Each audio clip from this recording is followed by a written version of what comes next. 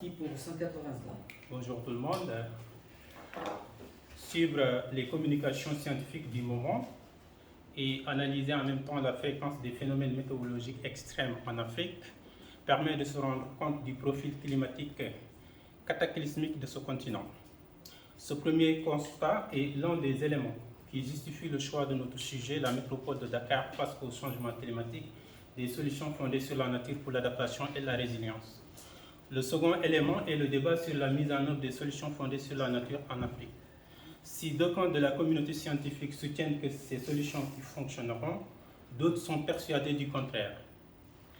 Par solutions fondées sur la nature, l'Union internationale pour la conservation de la nature entend des actions visant à protéger, gérer de façon durable et restaurer des écosystèmes naturels ou modifiés pour relever des défis de société de manière durable et adaptative, tout en assurant un bien-être humain et en produisant des avantages pour la biodiversité.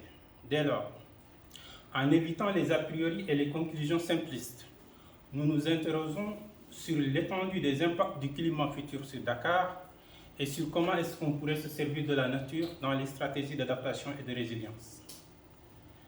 La métropole de Dakar est une presqu'île, une agglomération multimillionnaire qui, du point de vue socio-écologique et du point de vue économique, est vulnérable au changement climatique. C'est pourquoi, en s'appuyant sur une méthodologie allant de la revue documentaire en passant par la télédétection, la modélisation climatique, la cartographie, jusqu'aux enquêtes de terrain et aux visites de prospection, nous tenterons d'abord d'identifier les réalités physiques des dysfonctionnements socio-écologiques qui vulnérabilisent la métropole.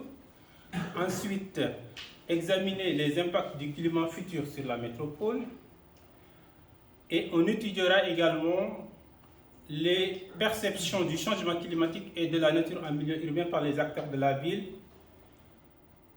pour enfin déterminer les avantages et contraintes liées à la mise en œuvre ou à la préservation des écosystèmes à Dakar pour proposer des solutions fondées sur la nature, réalistes et réalisables par domaine de vulnérabilité identifié.